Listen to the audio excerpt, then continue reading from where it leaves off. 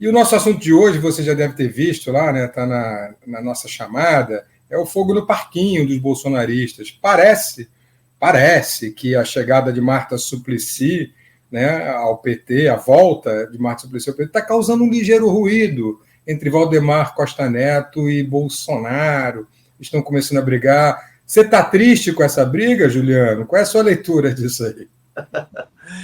Olha, eu acho primeiro, Felipe, que, claro, a eleição de São Paulo vai ser uma eleição que vai dar um pouco o tom do que vai ser a luta política no Brasil nos próximos anos, né?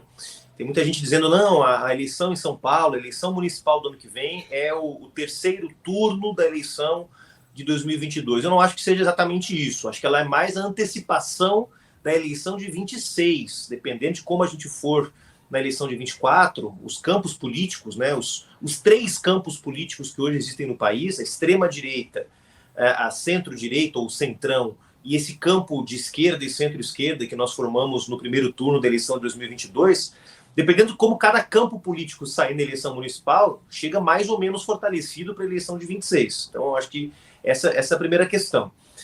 Nesse momento, a situação dos bolsonaristas não é fácil, né? Porque eles têm a principal liderança deles inelegível, eles estão com dificuldades hoje de sair de um isolamento político e social que foi provocado pelos próprios erros que eles cometeram, a tentativa de golpe em janeiro do ano passado, né, as provocações sucessivas às instituições democráticas, isso tudo foi isolando o bolsonarismo. De modo que em São Paulo, por exemplo, Felipe, entre as lideranças políticas que tiram ou que dão voto para os candidatos, se você considerar Boulos, Ricardo Nunes, Ricardo Salles, Tabata, e perguntar para o eleitor, você votaria no Boulos com apoio de Beltrano, de fulano, de ciclano? O candidato que mais tira, a liderança política que mais tira votos em São Paulo hoje é o Jair Bolsonaro. Então a situação dos bolsonaristas aqui, ela realmente é difícil, né? E a gente não sabe até agora se os bolsonaristas vão ter um candidato puro sangue ou se eles vão se associar nesse grande consórcio do poder que se formou em torno do Ricardo Nunes. Hoje, a informação que nós temos é que os bolsonaristas vão endossar a candidatura do Ricardo Nunes, afastando qualquer imagem, qualquer tentativa de transformar o Ricardo Nunes num sujeito de centro-direita e moderado. Então, hoje, eu diria que o cenário que nós temos aqui em São Paulo é de um processo de aglutinação da direita, da centro-direita, em torno do Ricardo Nunes, que é um cara que tem acumulado um montão de derrotas, um montão de problemas, um montão de dificuldades, né? Enquanto que a gente, modéstia à parte, Felipe e Henrique, está fazendo o que eu considero o dever de casa. A gente está juntando os partidos de esquerda e centro-esquerda, a gente já tem aí as duas federações, a Federação do PSOL e da Rede, a Federação do PT, PCdoB e PV. Tivemos essa semana o anúncio do apoio do PDT, e há aí um debate sobre a candidatura a vice que o PT está fazendo, todo mundo sabe, nós temos um acordo com o Partido dos Trabalhadores, eles é que vão indicar a candidata ou o candidato a vice, e eles estão fazendo um movimento para filiar a ex-prefeita Marta Suplicy, que até o início da semana era secretária do Ricardo Nunes. Então, não é só um deslocamento importante que simboliza um crescimento da nossa frente, mas principalmente uma perda para o lado do Ricardo Nunes, o que deixou eles, como você bem disse, bem nervosos e bem preocupados ao longo dessa semana. Henrique. Juliano, ontem saiu um texto na Folha de São Paulo. Eu vou, na verdade, fazer a pergunta em cima desse texto, porque eu tenho a impressão que, às vezes, a mídia hegemônica ela propõe um debate até sincero, ela propõe questões sinceras, mas o fato de não ouvir todos os lados pode criar algum tipo aí de desarranjo na hora de se compreender a resposta mais adequada ou mais próxima da realidade. É um texto da Folha que dizia que a candidatura, né, a confirmação do nome da ex-prefeita Marta Suplicy como vice do Guilherme Boulos é algo que traria constrangimentos durante o período eleitoral ao candidato Boulos, à chapa do Boulos. É óbvio que essa afirmação veio ali com uma argumentação que, até certo ponto, era sólida, né? Citava o fato, por exemplo, da Marta já ter sido do PT e ter saído do PT, o fato da Marta ter se posicionado favoravelmente ao golpe parlamentar que a ex-presidenta Dilma sofreu, enfim, citava algumas coisas. E o próprio fato da Marta ser secretária do Nunes e ter saído do governo Nunes para entrar na chapa com o Guilherme Boulos. Enfim, você como liderança do PSOL e o Guilherme Boulos é cabeça de chapa, Você vê constrangimento, efetivamente, no nome da Marta, dentro da chapa? Não, primeiro, Henrique, é inegável que a Marta teve, a ex-prefeita Marta teve, nos últimos anos, uma trajetória, no mínimo, errática. Alguém que teve uma construção a vida inteira na esquerda, né? E que, por desavenças, por desentendimentos, acabou sustentando posições políticas com as quais eu tenho discordância, né? E, aliás, a Marta e muitas outras lideranças fizeram isso ao longo desses últimos anos. Poderia citar aqui, por exemplo, o Cristóvão Buarque, que foi ministro da Educação do governo do presidente Lula, votou a favor do impeachment. Poderia falar do PSB. O PSB teve uma orientação política de voto a favor do impeachment. Hoje tem o vice-presidente da República, que é o Geraldo Alckmin. Até outro dia, o Flávio Dino, filiado ao PSB. Até outro dia, o Marcelo Freixo, filiado ao PSB. Então, uma coisa é reconhecer que atores políticos, sejam partidos ou sejam lideranças, possam ter assumido posições equivocadas. E eu acho que nós temos que fazer esse debate com a maior tranquilidade. Assim como as pessoas dizem, o pessoal teve uma posição errada em tal episódio, e às vezes a gente teve mesmo, é assim que funciona a política, eu acho que isso tem que ser feito com maior tranquilidade. Outra coisa é você achar que isso interdita diálogos e aproximações. Porque, veja, a divisão no Brasil hoje não é mais quem votou a favor ou quem votou contra o impeachment da Dilma. A divisão hoje é quem apoiou Lula e quem apoiou o Bolsonaro na última eleição. Quem apoiou o Bolsonaro na última eleição, do meu ponto de vista, não tem espaço no palanque da esquerda. Agora, quem apoiou Lula no momento mais crítico da vida política brasileira, quem apoiou Lula no momento em que nós podíamos ter de novo mais 4 anos de um governo genocida, essas pessoas merecem ser tratadas com respeito e consideração. Essa é a situação da Marta. Essa é a situação de uma série de outras lideranças que, no momento mais decisivo da vida política brasileira, tomaram lado a favor da democracia, dos direitos sociais, da soberania, da democracia. Eu acho que essa foi a postura que a Marta teve, e isso, do meu ponto de vista, reabilita a sua trajetória política para que, caso o PT a indique, nós aceitemos essa indicação. A lógica do constrangimento é uma lógica que, se a gente for aplicar a política, ela vai interditar qualquer possibilidade de aliança. Eu posso falar para vocês de lideranças do PSOL, que tiveram posições políticas nos últimos anos que eu discordo, né? Gente que disse viva Lava Jato, lideranças do PSOL. E eu vou dizer que é constrangedor para mim ter essas pessoas como companheiros de partido? Não, de jeito nenhum. São diferenças políticas que a gente vai, de alguma forma, administrando. Acho que no caso da Marta, como no caso de outras lideranças, é possível, sim, a gente reconstruir pontes para ter essas pessoas ao lado de um projeto de defesa dos direitos, da democracia e da defesa dos mais pobres, que, afinal de contas, são o objetivo principal do nosso projeto. Aí em São Paulo, Juliano, me parece que já está bem definida a questão, vocês não vão antecipar, mas me parece muito óbvio, né? Daqui a pouco a Marta vai ter o evento de filiação dela ao PT e depois vocês vão anunciar essa parceria, a Marta como vice do Boulos, que é uma chapa fortíssima. Mas eu queria a tua avaliação em outras 2 capitais principais aqui do Sudeste, Belo Horizonte e Rio de Janeiro. Como é que você acha que o setor progressista vai se organizar? Vai apoiar o Eduardo Paes aqui no Rio de Janeiro? Como é que vai ser a situação em Belo Horizonte? Quem vai ser o nome? Não, Felipe, eu tenho defendido já, quando era presidente do PSOL, defendia isso e sigo defendendo. A aliança que nós construímos para eleger o Lula em 2022 mostrou que ela é muito importante para isolar a extrema-direita e ajudar no processo de fortalecimento das ideias democráticas e progressistas no Brasil. Eu não considero que nesse primeiro ano de governo Lula a gente avançou o suficiente para dizer, não, agora a gente não precisa mais de unidade, cada um por si, vamos embora. Não acho que nós estamos nesse momento ainda. Nós estamos ainda num momento de acumular forças no campo da esquerda e da centro-esquerda para impulsionar esse processo de reconstrução nacional. Então, eu defendo, meu grupo político no PSOL defende, que a gente busque construir a unidade das esquerdas em todos os lugares onde for possível. Em São Paulo, a gente está indo muito bem, né, felizmente, com a liderança do Guilherme Boulos. No Rio de Janeiro vai ser mais difícil, porque no Rio de Janeiro uma parte da esquerda está terceirizando, vamos dizer assim, a liderança do campo democrático para o Eduardo Paes, que faz sucessivas sinalizações para o Crivella e para outras lideranças do campo da direita, e a gente acha que isso é um problema. Na verdade, uma parte da esquerda no Rio de Janeiro já fez isso no passado, já terceirizou a representação política do campo progressista para o Sérgio Cabral, para o próprio Eduardo Paes em outros momentos, e isso cobrou um preço caro. Então, no Rio de Janeiro, nós estamos com essa dificuldade de construir uma unidade das esquerdas, porque tem um setor da esquerda que segue achando que é necessário terceirizar a representação do campo democrático para algum candidato do campo da centro-direita. E em BH, a informação que eu tenho mais recente é que há conversas em curso entre, pelo menos, para começar, as duas federações, a Federação PSOL e Rede de um lado, a Federação PT, PCdoB e PV de outro. O PT lançou a pré-candidatura do Rogério Correia, que é um companheiro que eu tenho o maior respeito, tem uma trajetória política irretocável no campo da esquerda, e o PSOL lançou o nome da Bela Gonçalves, que é uma deputada estadual também muito combativa, uma jovem militante LGBT. Eu acho que até daria uma chapa bonita, essa chapa aí, Rogério Correia e Bela, ou Bela e Rogério Correia. Acho que daria uma bela de uma composição. Mas nós vamos orientar, dentro do PSOL, as nossas direções municipais, Felipe, a tentar construir unidade. Vale para Porto Alegre, vale em Belém do Pará, nós já temos uma unidade, o vice do Edmilson Rodrigues do PSOL é do PT.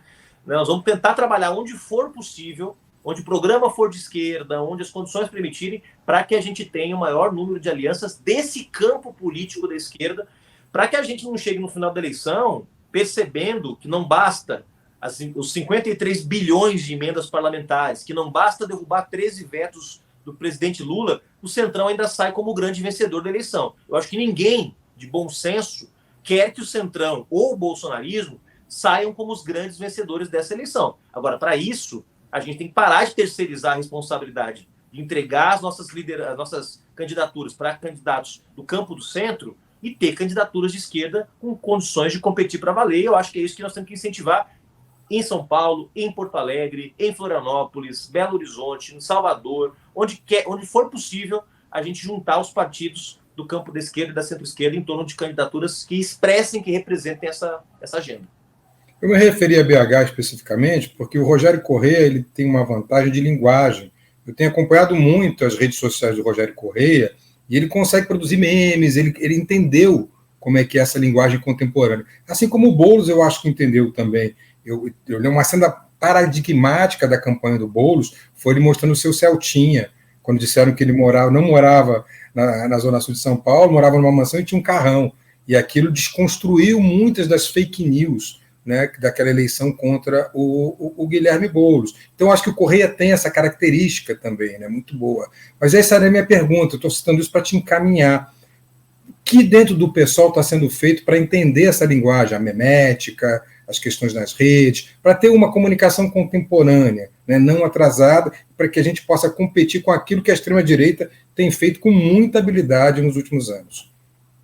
Eu acho que a gente recuperou terreno, sabe, Felipe? A gente teve um momento em que a esquerda estava mais forte na internet, né, nas redes sociais, na internet. Você lembra daquela fase dos blogs, né, dos blogs progressistas, né? Sim. Ali no primeiro governo da Dilma, principalmente, né? Alguns deles, inclusive, turbinados com financiamento público, e ali a esquerda estava bastante à frente da extrema-direita. Quando vem as redes sociais, e as redes sociais substituem as plataformas que formulam conteúdo, que produzem conteúdo, aí eu acho que a gente perdeu espaço, né? E como você bem lembrou, a extrema-direita captou a linguagem da rede social, que é uma linguagem muito rápida, que é uma linguagem de pouca profundidade, muitas vezes, de pouco debate, né? Está muito mediado mais pela forma do que pelo conteúdo. Então, a gente perdeu terreno, né? E acho que a gente está recuperando terreno. No caso do PSOL, modéstia à parte, o PSOL talvez seja o partido mais bem posicionado nessa discussão hoje, por conta do que foram as campanhas do Boulos em 2018 e 2020. As campanhas do Marcelo Freixo no Rio de Janeiro também foram muito inovadoras do ponto de vista da comunicação, e outras campanhas que nós tivemos pelo Brasil. Mas isso é um aprendizado constante. Quer dizer, não tem um lugar onde você chega e fala, não, agora eu aprendi a linguagem das redes. Porque aí amanhã ou depois surge um TikTok da vida e muda completamente a linguagem da rede, né? Daqui a pouco vem um Elon Musk, muda um algoritmo e muda completamente a linguagem da rede. Então, isso é um processo de permanente aprendizado, a gente tem que estar muito aberto a isso. Vamos ter, ao longo desse ano, também um processo de preparação das nossas candidaturas, dos nossos candidatos, né? Claro que há alguns recursos científicos, vamos dizer assim, que se você tiver disponível ajuda muito, pesquisa de opinião, pesquisas façam análise de rede, que possam também ir medindo um pouco a temperatura, Mas você tem que ter criatividade e entender que a linguagem da rede não é a linguagem da televisão, né? Que a linguagem da rede é uma linguagem muito mais, que cobra muito mais originalidade, que cobra muito mais interação direta com os interlocutores que estão do outro lado. Todo mundo está com o celular o tempo todo, todo mundo está conectado o tempo todo. Isso gera também uma demanda. Agora vai começar o Big Brother lá na Rede Globo, né? E por que é o sucesso do Big Brother? O sucesso do Big Brother está exatamente no fato de que as pessoas podem, de alguma forma, invadir a privacidade de um grupo de pessoas que está confinado, né? Então essa privacidade ela é exposta na televisão e você participa dessa exposição com opiniões, vai torcendo, vai se engajando, se formam os heróis, se formam os vilões, né? E as redes sociais têm um pouco essa demanda. Nós estamos tentando manter atualizada a nossa interpretação, entendendo que comunicação, Felipe, você sabe disso melhor que eu, ela já não é mais só um meio, ou seja, a comunicação não é um instrumento que eu uso para transmitir ideias políticas. A comunicação é ela mesma um instrumento de ação política. Você faz política não só através da comunicação, mas a comunicação constitui hoje a própria ação política, né? Hoje, ao invés de você parar na porta de uma fábrica e entregar um panfleto, às vezes tem muito mais efeito em termos de alcance você patrocinar um post no Instagram. Então isso realmente mudou muito o padrão de interação das ideias de esquerda com o grande público, e isso vai exigir da gente constante atualização a partir de agora. Henrique, uma última pergunta aí, que eu sei que o Juliano está com horário para sair, para a gente terminar a entrevista. Coisa rápida, Juliano. Nos grandes bastiões do conservadorismo brasileiro, né, alguns estados, nomeadamente do sul do Brasil, algumas regiões mais do interior, no centro-oeste e no estado de São Paulo, por exemplo, de Minas, como é que faz para o progressismo sair desse atoleiro? Porque é um atoleiro, quando a gente vê os números é um atoleiro, é uma diferença grande aí em relação aos votos que a direita tradicional, e agora com essa onda da extrema-direita, aí há uma diferença grande.